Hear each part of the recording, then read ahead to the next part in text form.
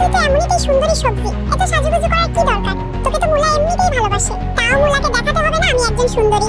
আর মুলাকে আজ প্রথম ভালোবাসার কথা বলবো। মুলা ভাই, এত সাজুগুজু করে লাভ নাই।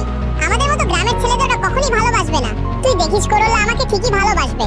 এখন চল শহর থেকে করলাদের সাথে দেখা করে আসি। ফুলকপি, তুই আর গাজর এখানে বসে গল্প কর। মুলার সাথে কিছু পার্সোনাল কথা আছে। মুলা, সারা রাত তোমার কথা ভাবলাম। গ্রামের সবজিগুলো আমার অনেক পছন্দ। আমিও তোমাকে অনেক